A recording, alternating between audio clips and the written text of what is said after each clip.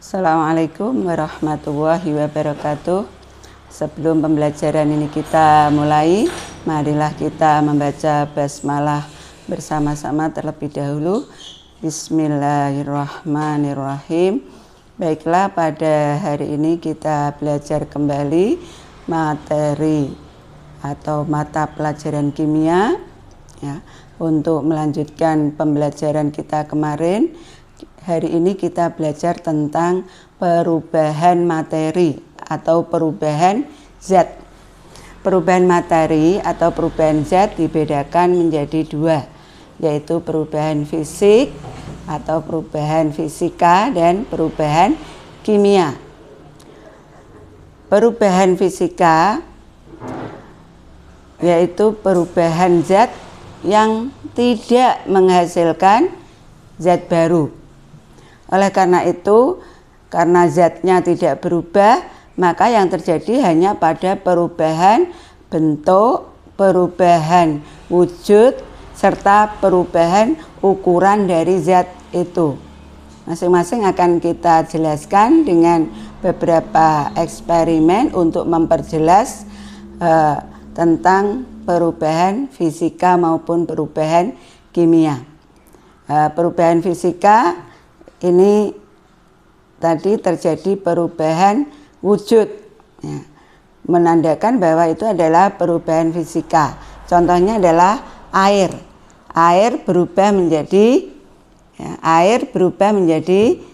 es ya, setelah dimasukkan ke dalam pendingin. Perubahan dari wujud cair menjadi wujud padat, ini namanya membeku. Atau sebaliknya, air bila didiamkan nanti akan es ya, ini nanti kalau didiamkan akan berubah menjadi air ya, namanya mencair. Antara es dengan air ini zatnya adalah sama, yaitu sama-sama air, tidak mengalami perubahan zat ya. Jadi tidak menghasilkan zat baru, wujudnya saja yang berubah. Bisa terjadi juga dari cair menjadi gas. Kalau kita panaskan ya, sampai mendidih, itu menjadi uap air, namanya menguap ya, atau mendidih. Atau dari padat menjadi gas, yang namanya menyublim. Ada juga dari wujud gas berubah menjadi wujud cair, namanya mengembul. Itu adalah contoh-contoh perubahan fisika. Asal hanya perubahan wujudnya berarti dia adalah perubahan fisika. Berikutnya perubahan yang terjadi pada perubahan fisik hanya pada bentuknya. Contohnya kertas ini dibentuk menjadi amplop. Ya. Ini terjadi perubahan ya, dari lembaran menjadi bentuk amplop yang bermanfaat ya. Atau kayu ini dibuat meja, kursi, almari dan sebagainya. Dan materi-materi yang lain kalau hanya berubah bentuknya saja berarti termasuk perubahan fisika. Yang ketiga yaitu perubahan ukuran zat ya. Kita ambil air ya, ini air ya.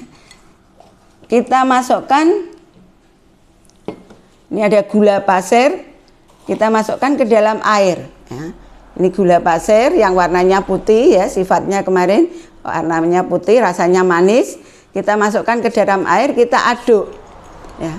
Terjadi gula ini larut di dalam air ya. Mengapa ini warna putihnya hilang? Karena di sini gula yang bisa kita lihat yang warnanya putih itu ketika masuk dalam air ya, dia akan pecah menjadi molekul-molekul gula ya, namanya molekul-molekul gula ya, yang tidak bisa kita lihat, tapi sifatnya molekul gula sama dengan sifat gula, sehingga larutan gula ini kalau kita minum rasanya manis sama dengan gulanya. Jadi gulanya tidak berubah, kecuali kalau gula kita masukkan ke dalam air rasanya asin, berarti bukan perubahan fisika tapi perubahan kimia. Ini perubahan fisika.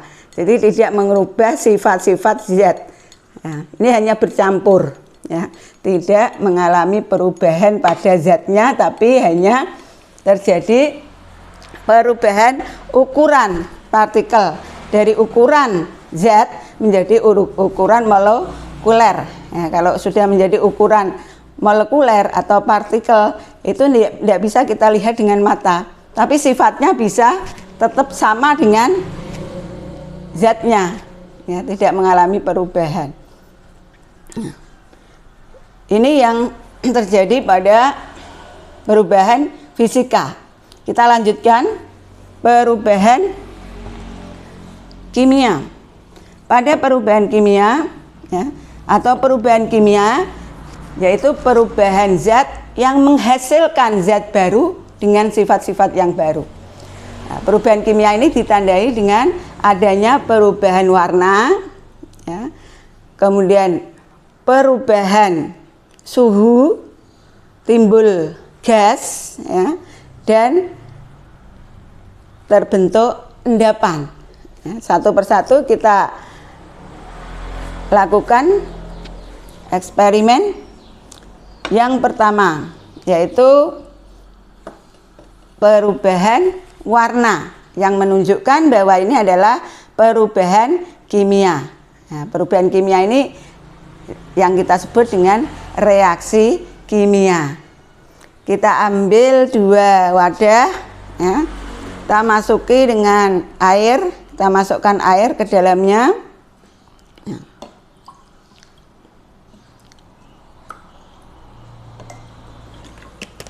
Kemudian kita larutkan jodium, obat luka, ya, obat merah, ya. Jodium apa saja mereknya bisa, ya.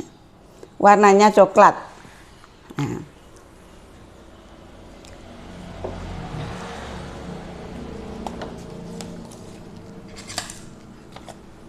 Kita aduk, berarti ini masih perubahan apa tadi? Perubahan fisika, ya. Hanya larut, jodiumnya tidak mengalami perubahan, larut dalam air. Ketika larutan jodium ini kita masukkan, ya,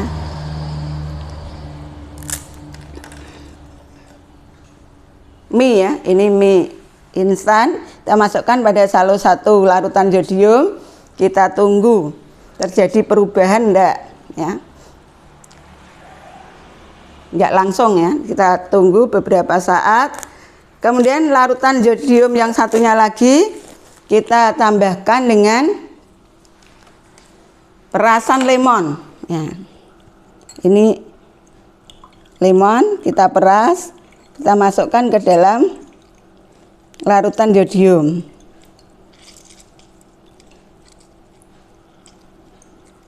Nah, kita aduk, ya.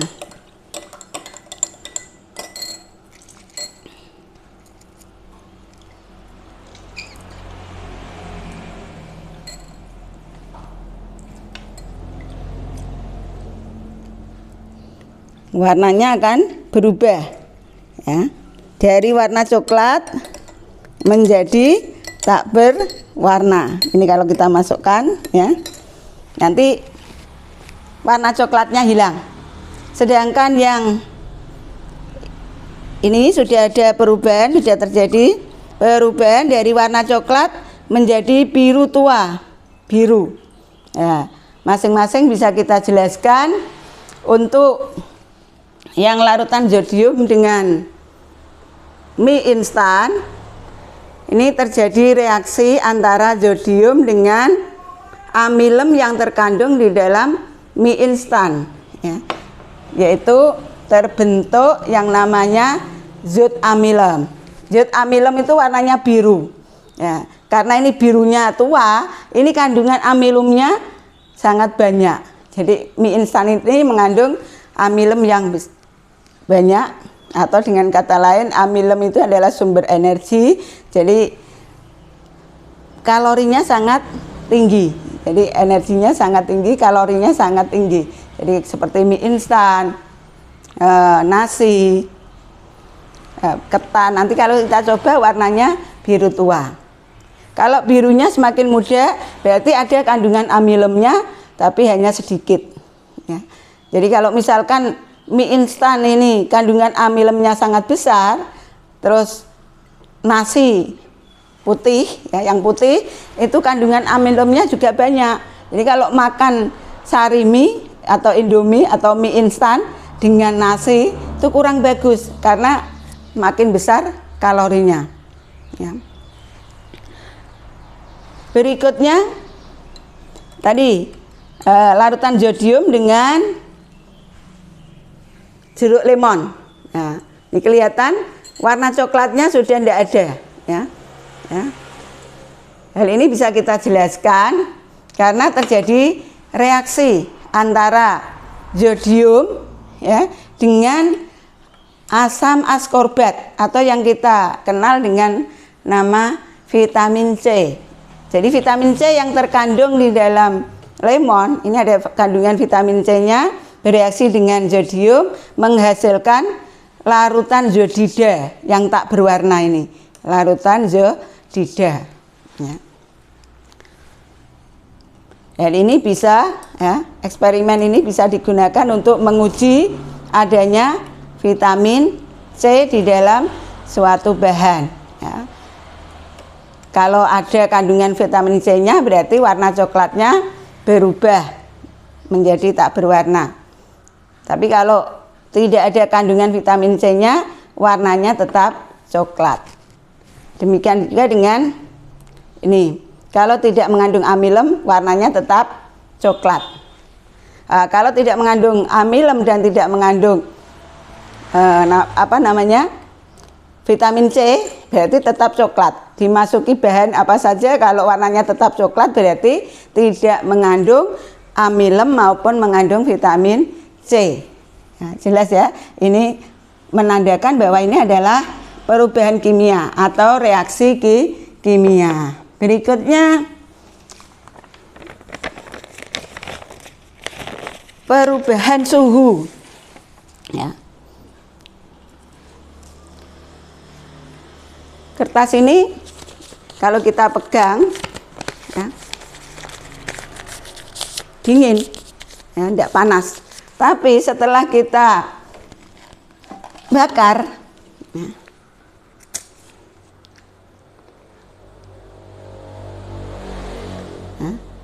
akan terbakar ya. Dan ini panas kalau kita dekat di sekitar ini rasanya panas ya. Ini terjadi perubahan suhu ya. Kalau kita berada di sekitar kertas ini rasanya panas. Di sini ada energi yang keluar nah, sehingga suhu di sekitar ini naik ya. Kita tidak berani pegang karena panas ya, berarti ini terjadi perubahan suhu dari suhu rendah menjadi suhu tinggi atau terjadi reaksi eksoterm, reaksi yang menghasilkan panas ya. Di samping perubahan suhu ini perubahan warna juga dari warna putih menjadi warna hitam. Ini karena pada pembakaran terbentuk zat yang namanya karbon yang warnanya hitam di samping gas CO2 dan uap air ya, jelas ya, ini menandakan semua pembakaran adalah reaksi kimia ya, karena disertai dengan perubahan suhu ya. Jadi dari suhu yang rendah ke suhu yang tinggi ya.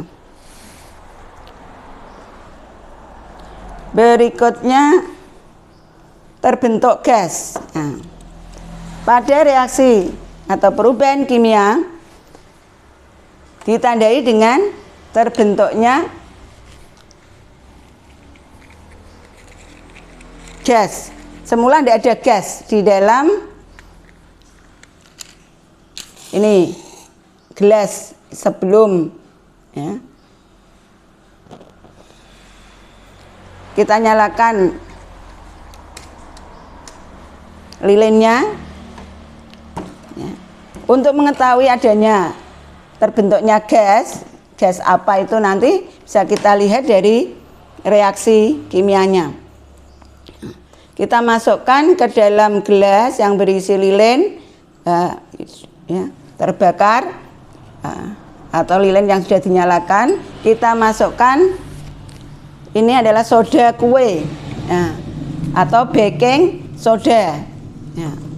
Soda kue atau baking soda.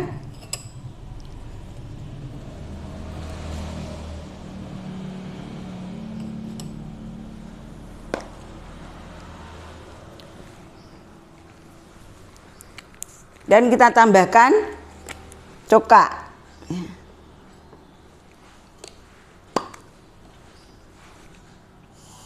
Ya, ini langsung api padam. Ya, apinya sudah mati. Ya. Kenapa? Di sini terjadi reaksi kimia antara baking soda dengan cuka. Ya. Menghasilkan gas CO2.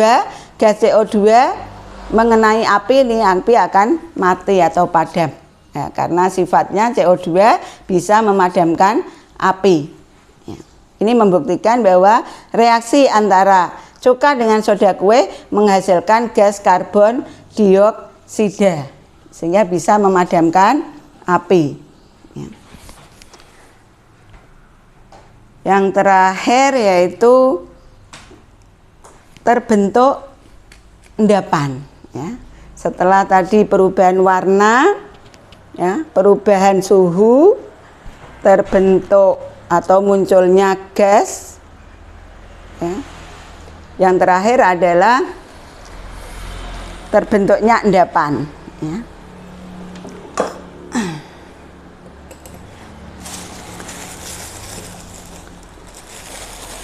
Kita ambil contoh di sini adalah pembuatan sabun ya, dari minyak kelapa.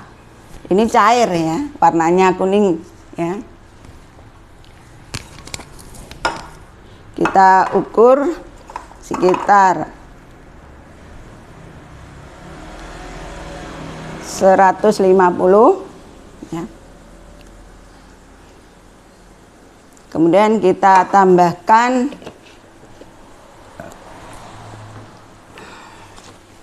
larutan NaOH. Ini tak berwarna ya, cairan yang tidak berwarna ya. Kalau minyak ini cairan yang warnanya kuning ya. Minyak sawit. Kita ambil sekitar 50 mili NaOH ya. Kita campurkan ya.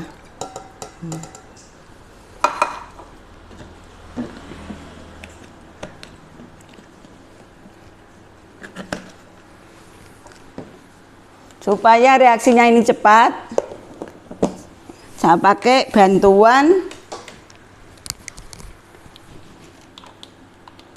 hand blender atau hand mixer ya. Ini kalau diaduk juga bisa tapi lama. Ini pakai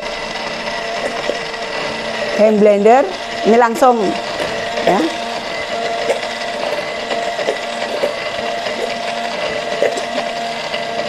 Ini sudah terbentuk ya, sekitar 1 menit sudah terbentuk. Tapi kalau diaduk manual itu bisa sampai setengah jam ya. Ini sudah terbentuk ya. Ini.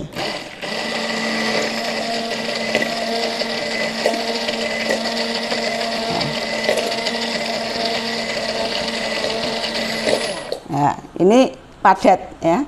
Jadi semula cairan, kemudian bercampur dengan juga cairan menjadi padatan.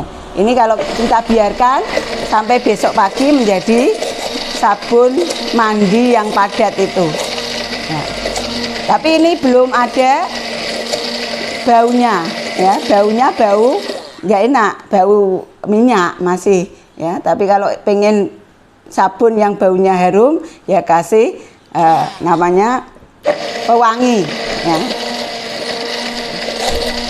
Kalau pengen membuat sabun kopi misalkan, tinggal nambahkan kopi ya.